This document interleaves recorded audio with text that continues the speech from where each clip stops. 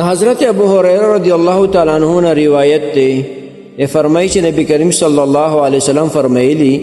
چې په تاسو کې به یو کس د رمضان د میاشتې نه مخکې یو ورځ یا دوه ورځې مخکې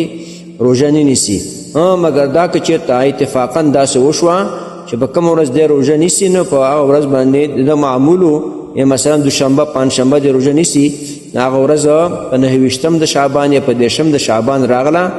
نو بیا څه مشکل نشته او که دا عادت نه وي نو بیا به په 29 یا 28 یا په 10 د شعبان باندې څوک روژه نه نیسي. د دې حدیث روایت صحیح بخاری او صحیح مسلم کړی دی. محترم مسلمانانو ورونو، دې حدیث کې موږ تاسو دا مسله زده کړه چې د روژې د میاشتې نه یو ورځ مخکې یا دوه ورځې مخکې روژې به نه نیسي. هغه چې موږ مخکې خبره کړې وه چې شعبان میاشت کې روژې ډېر نیول ثواب ډېر دی، په دغه 28 یا 29 اکثره خلک شکیان وي، شک روژه ورته وي، د شک روژه جایز نه ده.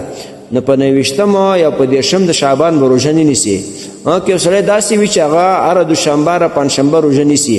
خو هغه دوشنبه په 29 د شعبان راغله یا پنجشنبه په 29 د شعبان راغله،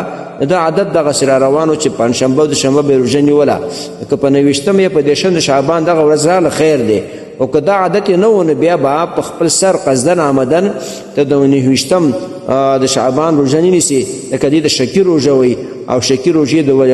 نیولو نه نبي علیه الصلاة وسلام منع کړې ده. د دې وجې نه دا مسله وپېژنئ چې د روژې نه یو ورځ مخکې یا دوه ورځې مخکې به روژه نه نیسئ، مګر هغه کسان چې هغوی هره دوشنبه یا پنجشنبه روژه نیسي، که هغه په 29 یا په 28 د شعبان راغله نو خیر د په هغې کې مشکل نشته.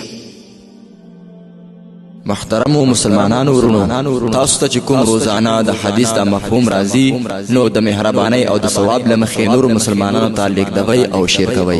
والسلام. د دیوبندي مسلک حنفي کاروان سټوډیو لخوا وړاندې کیږي.